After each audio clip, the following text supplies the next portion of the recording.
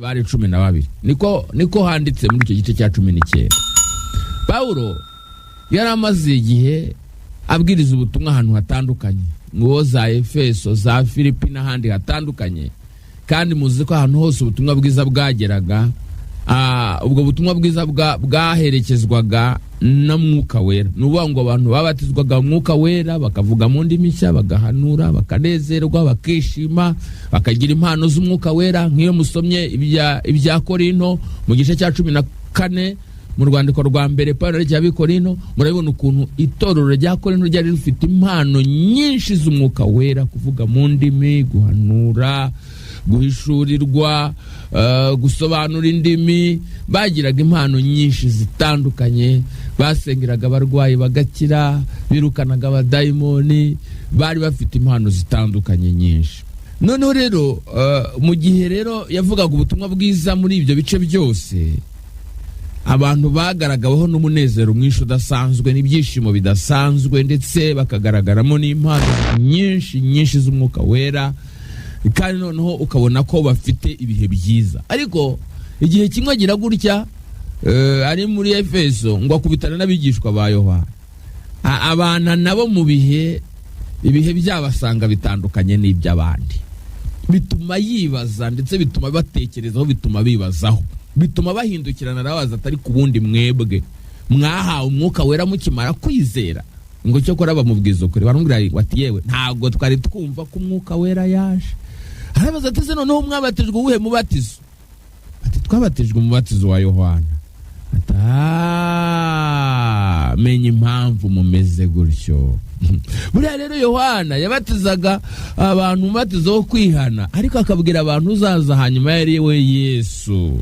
Ngo Paulo ahera ko ababwira ibya Yesu, ngo baze kwibabwira barizera, baranabatizwa. Mubaze kubamaze no kubatizwa, ngo barambikaho ibiganza arabasengera, ngo baragenda bose buzura Umwuka Wera, ngo batangira guhanura, avuga mu ndimi nshya, uko bose ari 12. Ibitangaza biraba. Rero urumva abo ngabo n'abantu mbere batari buzuye Umwuka Wera, barabigishwa ba Yohana, ariko nyuma buzura Umwuka Wera, ngo batangira kuvuga mu ndimi nshya, batangira guhanura. Reka rero ndeke Paulo ndetse nabo bigishwa ba Yohana, ahubwo mwebwe turi kumwe, mwebwe tuganira namwe, mbahindukirire mbabaza. Ese ubundi mwebwe uretse kuba tuvugana tuganira, ubundi mwahawe Umwuka Wera mwebwe mukimara kwizera? Ese mwahawe Umwuka Wera? Mwabatijwe Umwuka Wera? Nibyo murasenga, nibyo mukorera Imana, nibyo muri abayobozi batandukanye mu matorero, mufitemo inshingano zitandukanye, ndetse bamwe nibirangirire mu matorero yabo, abandi muraririmba, abandi murabwiriza, abandi muradiakona, abandi mukora za protokole, abandi mukora imirimo itandukanye. Ariko se mwahawe Umwuka Wera? Muzu mubatizo wo mu Mwuka Wera? Isezerano Yesu yasize ry'Umwuka Wera ryabagezeho? Mwararyakiriye? Cyangwa se mwikundira kwiberaho mu itorero gusa cyangwa mu idini gusa, ariko iby'Umwuka Wera bibihishe ntabyo muzi? Munyemerere twigarukire ku nsanganyamatsiko yacu ivuga ngo mu cyumba cyo hejuru, upper room, la chambre haute, mu cyumba cyo hejuru. Mu cyumba cyo hejuru habaye iki? Mu cyumba cyo hejuru hari iki? Mu cyumba cyo hejuru byagenze gute? Kuki tuvuga ibyo mu cyumba cyo hejuru? Mu byakozwe n'intumwa igice cya mbere, tubona Yesu ku munsi wa 40 amaze kuzuka, ateranya abigishwa be. Urumva harimo abigishwa be basanzwe, harimo intumwa ze zari zisanzwe ari nk'ibyegera bye. Hanyuma noneho arabaganiriza kuri uwo munsi wa 40, ngo abateraniriza hamwe hariya i Yerusalemu. Arababwira ati mugume mu murwa, mutegereze isezerano, mutegereze ibyo data yasezeranije, bya bindi najyaga mbabwira. Ati kuko Yohana yabatirishaga amazi, ariko mwebweho mu minsi mike muzabatirishwa Umwuka Wera. Mwebwe mu minsi mike muzabatirishwa Umwuka Wera. Urumva iryo ni isezerano Yesu yabahaye, kandi mbibutse ko buriya Mwuka Wera niwe kimenyetso simusiga, ni nka kashe Kristo ashyira ku bantu be akavuga ngo aba n'abanjye mu buryo budasubirwaho. Nuvuga ngo ni ikimenyetso cyerekana ko turi abakristo, ko tuzajya mu ijuru. Hari umuririmbyi wavuze ngo twemezwa n'iki ko tuzajya mu ijuru? Ngo ni umwuka wihoraho. Nuvuga ngo niwe ugaragaza ko hari ubuzima bw'itorero. Buriya haba amadini menshi atandukanye, ariko burya ahantu hari itorero nyakuri harangwa nuko hari ibigaragaza ko mwuka wera hari ibimenyetso bya mwuka wera bibaranga cyangwa se biharanga. Ibyo ni ibya rusange, ariko burya na mwuka wera niwe uhindura umuntu, akamuvanamo kamere za kera, akamuhindura icyaremwe gishya, agatuma atambuka mu bigeragezo adafite ubwoba, afite gutinyuka, ndetse bikamubashisha gukiranuka naho yatsindwaga. Ndetse kandi mwuka wera akamubashisha gukorera Imana ari mu yindi dimension, ari mu yandi mavuta, ari mu zindi mbaraga. Iyo bitabaye ibyo ngibyo rero abantu benshi baba mu by'ubwenge bw'abantu, bakaba mu by'ibitekerezo by'abantu, bagakora iby'abantu, ariko habuzemo iby'umwuka wera, cyangwa se habuzemo ibirungo bya mwuka wera bituma mu by'ukuri umurimo w'Imana ugira ireme.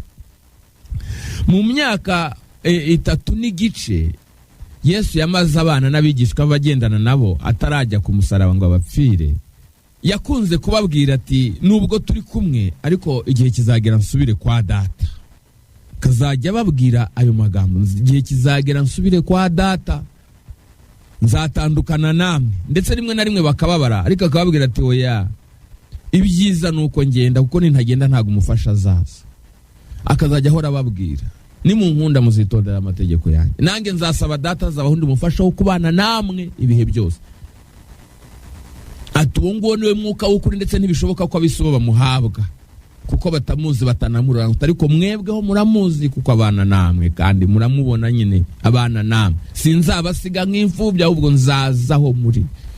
Icyo gihe muzahishurirwa, muzamenya ko mba muri data nawe akaba muri nge, kandi namwe mukaba muri ngewe. Ati ayo magambo muzahishurirwa. Yakunze rero kubabwira iby'iryo sezerano ry'umwuka wera, uko yabanaga nabo, uko yagendanaga nabo, uko yabiyegerezaga. Ndetse mu giterane kinini tubona muri Yohana igice cya 7:37 kugeza kwa 39, tubona ko mu giterane cy'iminsi mikuru y'ingando ku munsi wa nyuma ari uheruka, ngo ari wo munsi mukuru ruta yindi, ngo Yesu yararanguruye cyane muri icyo giterane, aravuga ngo umuntu nagira inyota azahondanywe, ngo unyizera, ngo imigezi y'amazi y'ubugingo ngo izatemba iva mu nda ye nk'uko ibyanditswe bivuga. Umwanditsi wabyanditse aravuga ngo ibyo yabivuze yerekeje ku mwuka wera, ngo abamwizera bendaga guhabwa. Ngo ariko icyo gihe ngo mwuka wera yari ataraza, ngo kuko Yesu yari atarahabwa ubwiza bwe. Ariko turashimira Imana ko twebwe muri iki gihe tubivuga, Yesu yamaze guhabwa ubwiza bwe na mwuka wera yaraje. Ariko icyo nshaka kwivugira gusa ni kuri iryo sezerano ry'umwuka wera. Rero tubona ko yakunze kugaruka kuri iryo sezerano mu butumwa yatangaga, mu nyigisho yatangaga, uko yavugaga iby'ubwami bw'Imana, uko yaganirizaga abigishwa bakabwira n'abantu, kuza noneho kugeza naho amaze kuzuka ngo yabagarukagaho kenshi, ndetse ku munsi wa 40 bwo akabasezeraho abibutsa iby'iryo sezerano. Tubona ko n'ijambo rya nyuma na nyuma Yesu yavuze akiri kuri ubu butaka muri iyi si, yaramaze kuzuka. Ijambo rya nyuma yavuze mbere yuko ajya mu ijuru, ijambo rya nyuma yavuze mbere yuko azamuka ajyanwa mu ijuru, ryari isezerano ry'umwuka wera, kuko ni ijambo rivuga ngo icyakora muzahabwa imbaraga umwuka wera nabamanukira, ngo kandi muzabagaho bo kumpamya i Yerusalemu ni Yuda yose ni Samariya no kugenda ukagera ku mpera y'isi. Iryo ni ryo jambo rya nyuma yavuze, kuko umurongo ukurikiraho uhita uvuga ngo amaze kuvuga atyo ngo ahita azamurwa mu ijuru, ngo bamureba, ngo bamukurikiza amaso, ngo baratumbira mu ijuru. Imana nitugirire neza. Yari amaze rero kubabwira yuko mu minsi mikeya bazanabatirishwa umwuka wera. Urumva ko niyo magambo yakunze kugaruka kenshi. Noneho rero impamvu natangiye nanjye mbabaza ngo mbese mwahawe umwuka wera namwe? Ese mu by'ukuri ni ukuba mu itorero gusa cyangwa mu idini gusa, cyangwa namwe mwahawe umwuka wera? Ese ntago abantu bamwe bameze nk'abigishwa ba Yohana bari bazi umubatizo wa Yohana gusa? Hari igihe abantu bagarukira ku mubatizo wa Yohana bakagira ngo birahagije, ariko ndagira ngo mbabwire ngo aba bigishwa Yesu yabwiraga yahaga isezerano nabo bari barabatijwe uwo mubatizo, bari barabatijwe umubatizo wo kwihana ibyaha, ndetse bigaragara ko bari bafite mwuka wera. Ariko mwuka wera mu buryo bari bamufite gutandukanye n'uburyo bw'isezerano Yesu yatangaga. Bari basanzwe bakizijwe, ariko abona ko uko gukizwa kwabo kudahagije. Bari basanzwe bafite umwuka wera nk'uko mbivuze, ariko bari bakeneye n'umubatizo w'uwo mwuka wera, ari naryo sezerano Yesu yatangaga. Tubona ko iri jambo umubatizo w'umwuka wera ryakoreshejwe bwa mbere na mbere na Yohana Umubatiza. Niwe wa mbere wakoresheje ijambo ryitwa umubatizo, kuko yabatizaga abantu kuri Yorodani yaje ari integuza ya Yesu. Akababwira ati njyeweho nubwo mubona mbabatirisha amazi, ariko inyuma yanjye hari undi undusha ubushobozi. Ubwo nundi muke nundi mubatiza, arandusha ubushobozi, arandenze, ntago ahwanye nanjye, ntago abatirisha amazi nkanjye, ahubwo abatirisha mwuka wera.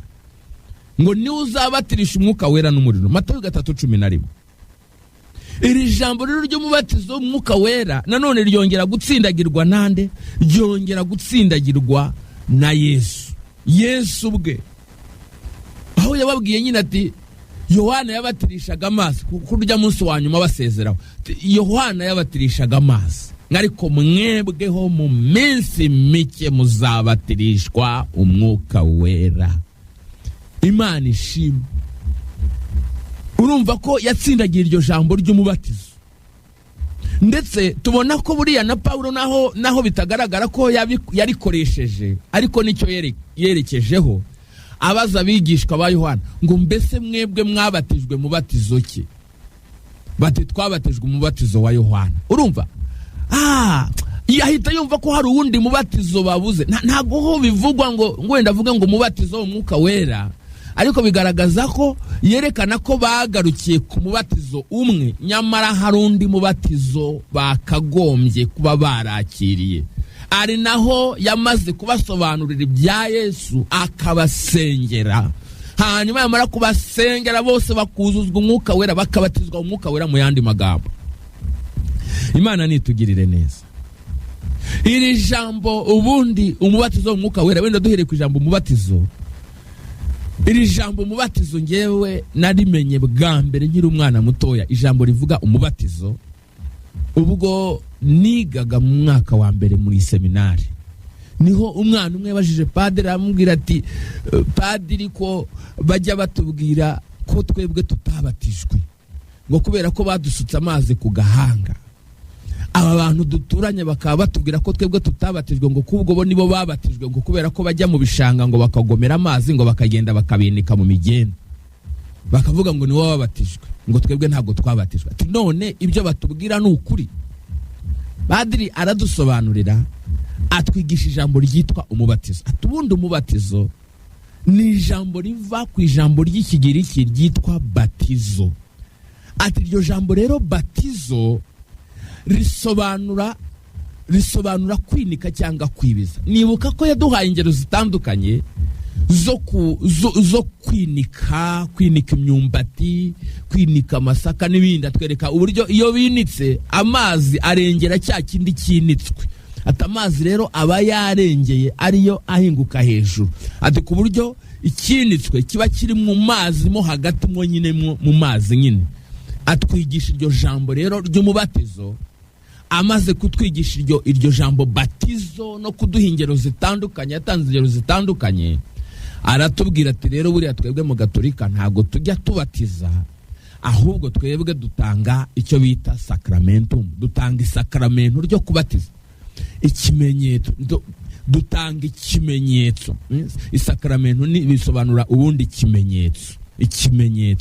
Twebwe dukora ikimenyetso cyo kubatiza, ariko ntago tubatiza nyirizina, ntago dukora igikorwa nyirizina.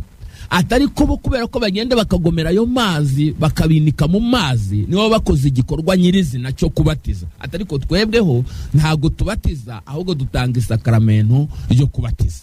Adusobanura neza iryo jambo ry'umubatizo. Rero urumva umubatizo wo mu mazi menshi nukwinika abantu mu mazi nyine akabarengera. Muzakurikirane niyo babatije umuntu mu mazi menshi mu buryo busanzwe, muzarebe muzabyitegereze. Iyo babatije umuntu mu mazi akuburuka wenda hari ahantu igice cy'umubiri kitageze mu mazi, biba ngombwa ko bamusubizamo, kuko ya batizo igomba kuba batizo. Bivuga ngo umubatizo ugomba kuba ari igikorwa cyuzuye, umuntu koko akagenda akibira muri ya mazi. Noneho rero uyu munsi ntago tuvuze cyane ku mubatizo mu mazi menshi, ahubwo turavuga ku mubatizo w'umwuka wera. Byerekana noneho ngo wa mubatizo w'umwuka wera ni hahandi none umuntu agenda akibira neza mu iriba rya mwuka wera, akibira mu iriba rya mwuka wera neza neza neza. Noneho naho akibiramo ku buryo yinjira mu by'umwuka, umwuka akarengera ubuzima bwe, akinjira mu mwuka neza. Imana nitugirire neza. Wenda tuzabivuga neza ubwo tuzaganira ku magambo avuga ku iriba ry'umwuka wera nyirizina, ariko narishatse kuvuga gatoya kuri iri jambo batizo. Ryari rijyanye n'isezerano Yesu yahaga abigishwa be yuko igihe kizagira bakabatizwa mu mwuka wera, kandi akabereka ko babikeneye, kuko ari bwo bari bakwiriye kuzahabwa imbaraga zo guhagarara bagahamya Yerusalemu ni Yuda yose ni Samariya no kugenda ukagera ku mpera y'isi. Imana nitugirire neza. Rero mu cyumba cyo hejuru rero ababigishwa bamazeyo iminsi 10. Iminsi 10 yabaye iki? Iminsi 10 yabaye iyo gusubiramo amateka yabo. Urumva Yesu amaze kubasezeraho, barangije baragenda bajya mu cyumba cyo hejuru, ngo bajyanayo n'abagore ndetse ngo na Mariya nyina wa Yesu ndetse na bene se wa Yesu bose bajyanayo. Mu cyumba cyo hejuru yisomye ku murongo wa 15 w'igice cya mbere mu byakozwe n'intumwa, bakwereka ko harimo abantu nk'120. Abantu 120 bari rero muri icyo cyumba cyo hejuru. Basubiyemo rero amateka yabo, bigaragara ko bagize igihe cyo kwisubiramo, bakareba aho babaye ibigwari.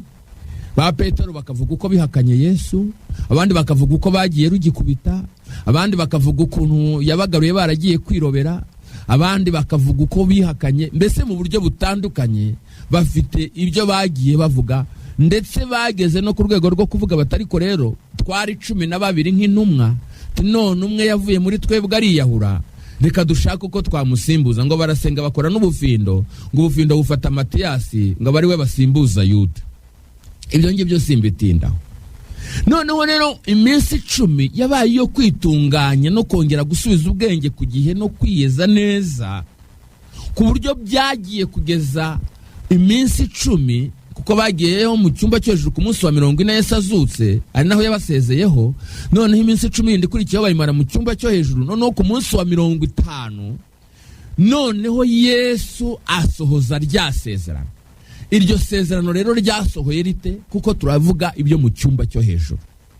Bibiliya iravuga ngo umunsi wa Pentekote usohoye, ngo bose bari hamwe mu mwanya umwe bahuje umutima, ngo nuko umuriri ubatungura uvuye mu ijuru umeze nk'umuyaga uhuha cyane ukwira inzu bari bicayemo, ngo haboneka indimi zigabanije zisa n'umuriro, ngo ururimi rujya ku muntu wese bo muri bo, ngo bose buzuzwa umwuka wera, batangira kuvuga mu zindi ndimi nk'uko mwuka abahaye kuzivuga. Nguko uko isezerano ryasohoye mu cyumba cyo hejuru, mwuka wera akamanukira intumwa. Yesu arababwira ngo muzahabwa imbaraga umwuka wera nabamanukira. Aha rero yarabamanukiye, kandi nanone yarakoresheje irindi jambo avuga ngo mu minsi mike mwebwe muzabatirishwa umwuka wera. Uyu mubatizo rero nanone wari usohoye. Nicyo Yohana yavuze ngo ngenda batirisha amazi ngo mwihane, ariko inyuma yanjye hari undi undusha ubushobozi, we ntago azabatirisha amazi nkanjye, ahubwo azababatirisha mwuka wera n'umuriro. Imana yacu nitugirire neza. Aha rero niho tubona isezerano ryasohoye mu cyumba cyo hejuru. Mwuka wera aramanuka nk'uko Yesu yarabivuze. Amanutse habaho umuriri, habaho gutigita. Hahandi muri cya cyumba cyo hejuru bari barimo habayeho umutigito, habayeho ikintu kimeze nk'umutingito. Umuriro urumvikana umeze nk'umuyaga uhuha cyane, ngo ukwira inzu bari bicayemo aho mu cyumba cyo hejuru ngo hahita haboneka indimi zigabanije zisa n'umuriro, ngo ururimi rukajya ku muntu wese wo muri bo, ngo bose buzuzwa umwuka wera. Imana yacu ni ishimwe cyane.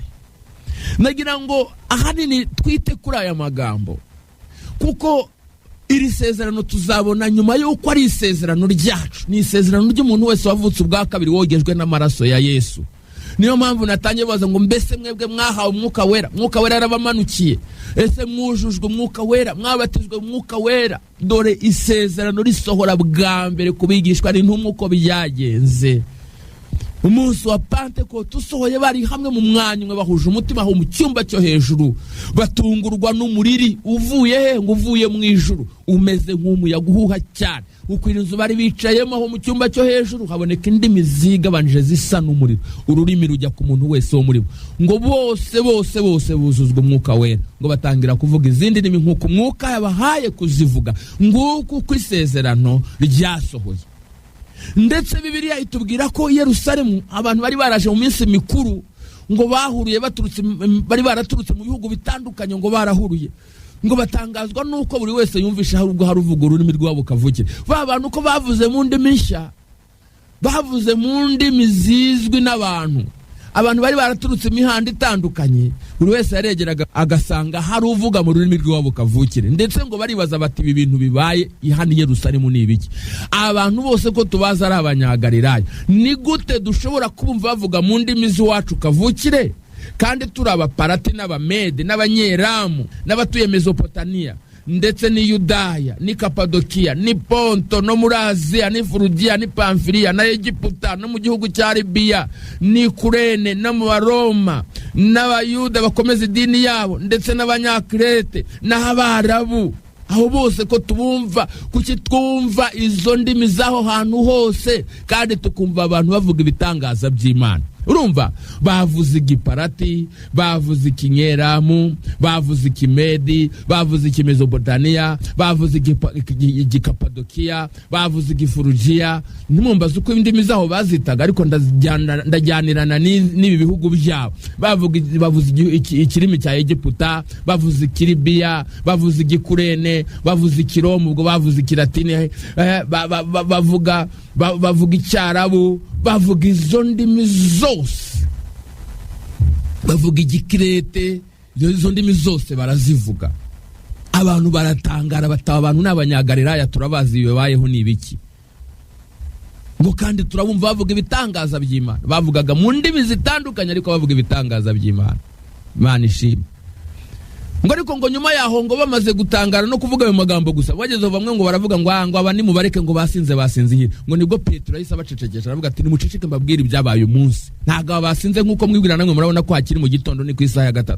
Ahubwo ibingibi byabaye ni bya bindi byahanuwe n'umuhanuzi Yoweri byasohoye. Yaravuze ngo mu minsi y'imperuka nzasuka umwuka wanjye ku bantu bose, ngo abahungu n'abakobwa banyu bazahanura, n'abasore banyu bazerekwa, n'abakambwe bazarota, ngo ndetse n'abagaragu banjye n'abaja banjye muri iyo minsi nzabasukira ku mwuka wanjye bazahanura. Ngo arababwira ibyabaye kuri uwo munsi, arangije arababwira ngo wa Yesu mwishe mukamubamba ni ukoze ibingibi mureba. Aranabashinja ku mugaragaro. Ubundi yajyaga bati ubonye Petero wuzuye umwuka wera ntago wamenya ko ari wa Petero wihakanye Yesu, wagira ngo n'abantu babiri batandukanye. None uhagaze imbere yabo arabashinja ati wa Yesu mwishe mukamubamba ni ukoze ibingibi mureba. Imana nitugirire neza. Ngo arababwira ngo ajya mu mateka babwira inkuru za Yesu, ngo arazazigeza uwo munsi, ngo abantu abibwiye, ngo byababwiye bibacumita mu mitima. Ngo abagabo 3,000 bikubita hasi baravuga bati bagabo bene data twebwe tugire dute, dukora iki kugira ngo tumere nkamwe natwe duhabwe niyo mpano?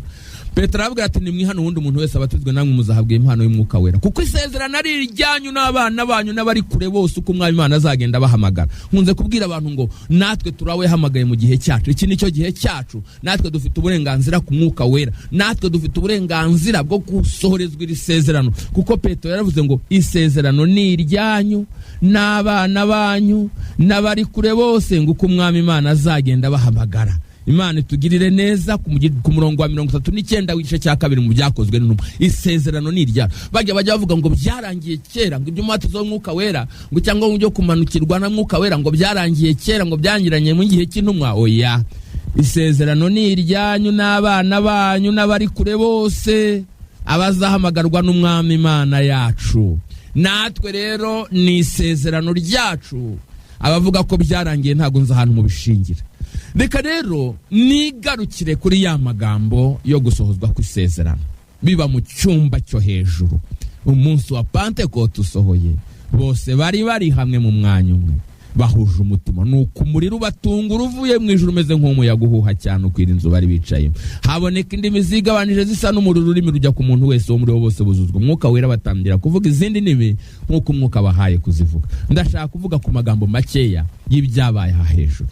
Imana itugirire neza. Ubwa mbere humvikanye umuriri. Humvikanye umuriri. Kandi ngo umuriri ngo wabatunguye uvuye mu ijuru. Wari uvuye mu ijuru. Ngo hamanutse imbaraga mu ijuru ku buryo habaye ikintu cy'umutingito, habayeho gutigita. Umuriri urumvikana, abantu bari mu cyumba cyo hejuru bumva uwo muriri, bumva uwo mutingito, bumva uko gutigita. Habaye icyo kintu cyo gutigita, ariko nk'abantu bo bari batuje, bari hamwe mu mwanya umwe. Bari hamwe mu mwanya umwe batuje. Ntago ibintu byabaye, ntago ari ibintu bishatsemo. Ntago ari ibintu, hari abantu bajya batekereza ko ibintu by'umwuka wera ari ibintu byo kwipompamo, ari ibintu byo kwishakamo, ari ibintu byo kwicugusa, ari ibintu byo njyamo n'abantu basengera abandi ngo buzure umwuka wera bakabacugusa cyane. Oya. Hari abandi ukabona barishakamo ibintu, abandi barakandakanda abantu ngo buzure umwuka wera, abandi bagakora ibintu bimeze nk'amaeshifoma sportif, abantu bakora bimeze nka exercice, nk'abakinnyi bitegura kwinjira mu kibuga. Oya. Humvikanye umuriri, humvikanye imbaraga zivuye mu ijuru. Umuriri wabatunguye uvuye mu ijuru. Habonetse, humvikanye ngo wari umeze nk'umuyaga uhuha cyane ngo uturutse mu ijuru. Ikintu cy'umuriri cyerekana ko hari hamanutse imbaraga zidasanzwe. Haba icyo kintu cyo gutigita, humvikana umuriri. Iri jambo ndashaka ko muryitaho cyane. Uyu muyaga wahushye, umuyaga, ikintu cy'umuyaga kigahuha cyane, hakabaho n'icyo kintu cy'umutingita, hakabaho gutigita, hakabaho uyu muriri. Ndagira ngo mbabwire ko ibintu by'umwuka wera atari ibintu by'imbaraga abantu bishakamo. Ndashaka kubabwira ko ibintu bya mwuka wera ari ibintu biva mu ijuru, ari imbaraga ziva mu ijuru. Ibyo bakiriye hano byaturutse mu ijuru. Indimi bavuze hano zavuye mu ijuru. Ntago ari iz'abantu bigishije abandi, nta nubwo ari iby'abantu babwiye abandi ngo nimuvuge mu ndimi, nta nubwo ari iby'abantu babwiye abandi ngo nimwese nimwiyaranje muvuge mu ndimi. Oya. Kuvuga mu ndimi si ukwiyaranja. Kuvuga mu ndimi ni impano iva mu ijuru. Imana bituruka mu ijuru. Rero iki kintu cyabaye cyavuye mu ijuru. Mwongere mu bisome neza. Ni ibintu byavuye mu ijuru, si ibintu by'abantu, si ibintu abantu biga, si ibintu abantu bashyiramo abandi, si ibintu abantu bateramo abandi. Oya. Umuriri umeze nk'uw'umuyaga uhuha cyane uvuye mu ijuru ukwira inzu bari bicayemo. Imana ishimwe. N'imbaraga ziva mu ijuru. N'umuriri, umuyaga ukomeye uvuye mu ijuru. Habayeho ibintu bivuye mu ijuru. Ijambo rya kabiri ngira ngo tuzirikane ni iri jambo rivuga ngo indimi z'umuriro, ndimi za moto cyangwa se flames of fire, les flammes de feu. Ni indimi z'umuriro. Habonetse indimi z'umuriro.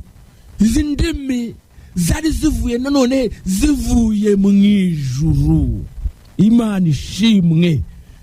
Izi ndimi rero ngo ururimi rwajyaga ku muntu wese wo muri bo. Ni ukuvuga ngo buri wese yabonye igishashi cye, ururimi rwe, cyangwa se tuvuge ngo ibi bishashi byabaye uko abantu 120 bari mu cyumba cyo hejuru, niko haje indimi 120, kuko ururimi rwagiye ku muntu wese wo muri bo. Buri wese yakiriye igishashi cye.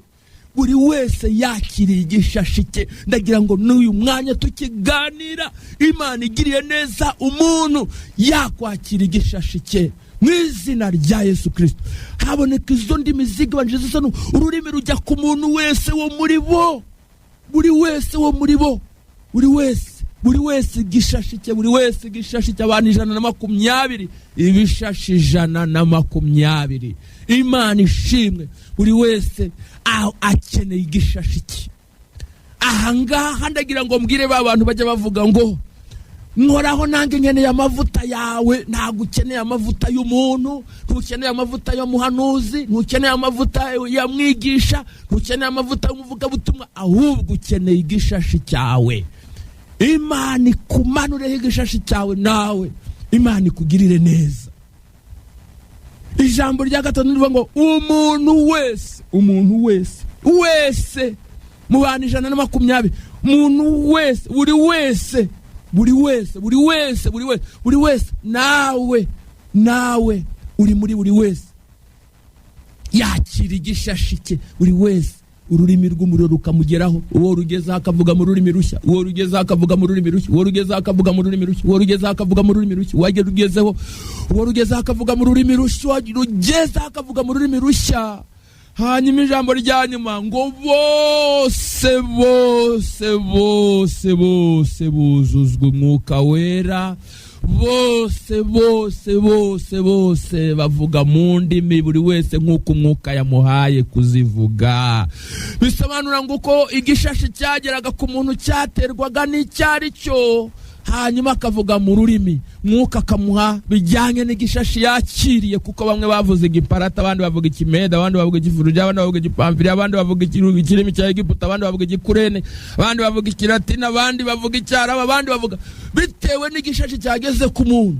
Imana nitugirire neza, Imana itugirire neza. Bavuze indimi zitandukanye, ariko ijambo nkunze cyane dusorejeho rivuga ngo bose buzuzwa umwuka wera.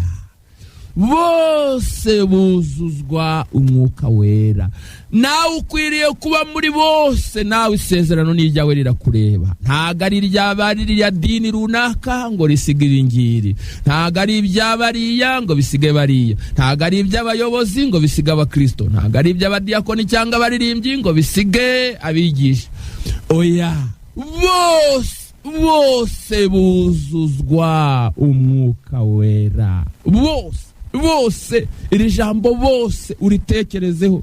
Bose mu cyumba cyo hejuru buzuye umwuka wera. Bose kwa Koruneliyo bose buzuye umwuka wera. Bose 12 mu Efeso babigishwa bari aba Yohana bose buzuye umwuka wera.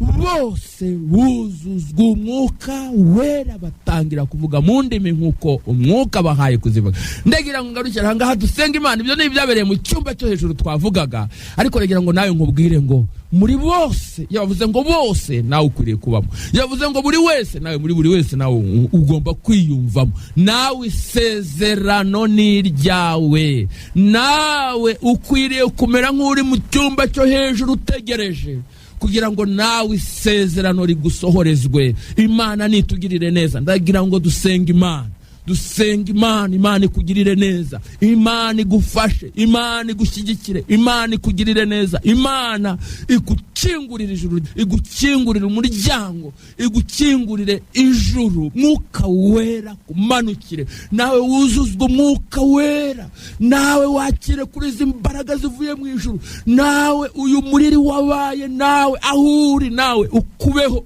aho ngaho uri. Ibi bishashi byamanutse maze buri gishashi kikajya ku muntu wese w'umurimo. Nawe wakira igishashi cyawe muri aka kanya.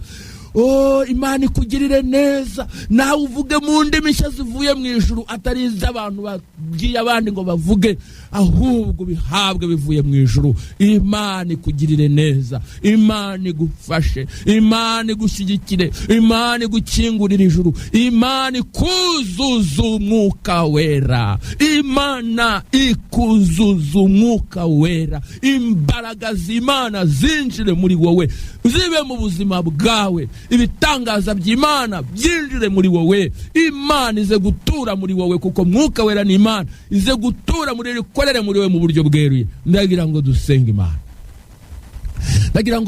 Imana, wizere aka kanya, utumbire Yesu, umutima wawe uwushyire ku Mana, utekereze umurimo Yesu yagukoreye ku musaraba i Golgotha. yaragucunguye akwinjiza mu masezerano. Navuze ngo iri ni isezerano ry'umuntu wese wavutse ubwa kabiri wogejwe n'amaraso ya Yesu. Maze usenge ubwira Imana ngo Mana nanjye nsohoreza isezerano. Reka dusenge Imana. Nyagasani Mana yacu, Mana nziza, Imana ikomeye, Imana ishobora byose, Imana ifite imbaraga zose. Mu izina rya Yesu Kristo nsengeye aba bantu bose ngo wuzuze umwuka wera. Isezerano ryawe nuko ritagira umupaka, ahubwo kubw'abakwizera bose bagomba guhabwa iri sezerano. Nsengeye abantu bose bakwizeye, abantu bose bavutse ubwa kabiri, abantu bose bizeye. Aka kanya ubamanurireho imbaraga zawe zikomeye, aka kanya ubamanurireho imbaraga zawe zikomeye, aka kanya buri wese yakira igishashi cye, aka kanya nibuzuzwe umwuka wera, aka kanya Mwami mwiza nibahabwe kuvuga mu ndimi nshya. Reka ahantu bari hose humvikana umuriri, humvikana umuriri, humvikana umuriri, humvikana umuriri uvuye mu ijuru. Imbaraga z'Imana zibamanukire, kandi mu kubamanukira no kumuzuza umwuka wera, Mwami mwiza ubakirizemo indwara, ubakuremo ibitangaza bikomeye. Imbaraga z'abadayimoni zihunge ku buzima bwabo, abo zari zirimo zibasohokemo, zigende mu izina rya Yesu, mu izina rya Yesu Kristo. Ahubwo baba ubuturo bw'umwuka wera, mwuka wera be mu buzima bwabo, kandi ukuboko kwawe gukomeye kube ku buzima bwabo Mwami. Ubaheshe imbaraga, ubaheshe guhishurirwa. Mu cyumba cyo hejuru barahishuriwe, haboneka indimi zigabanije zisa n'umuriro, kandi n'indimi zo mu mwuka ariko barazibonye kuko batangiye guhishurirwa. Bahabwa amaso abona ibyo mu mwuka. Reka aba bantu bawe Mwami bahabwa amaso abona ibyo mu mwuka, bahabwa amatwi yumva ibyo mu mwuka. Mu izina rya Yesu ubashyiremo ibitangaza byawe bikomeye, nk'uko ijambo ryawe ryavuze, ukavuga ngo kandi ibimenyetso bizagumana n'abizera, ukavuga ngo bazavuga mu ndimi nshya, ngo bazirukana abadayimoni, ngo bazanywa ikintu cyica nacyo kizabatwara na hato, bazarambika ibiganza ku barwayi bakire. Mwami mwiza basohoreza iryo sezerano, basohoreza iryo sezerano mu izina rya Yesu Kristo, mu izina rya Yesu Kristo. Waravuze ngo bazafata inzoka, Mwana nziza, ubaha ubutware, ubaha ubutware, ubaha ubutware, ubaha ubutware, ubaha ubutware. Urakoze, turagushimiye, urakoze, turagushimiye. Mwuka wera genda, mwuka wera genda ku bantu bawe, mwuka wera genda, mwuka wera genda ukora ibitangaza bikomeye, mwuka wera kora ku bantu bawe, mwuka wera, mwuka wera, mwuka wera.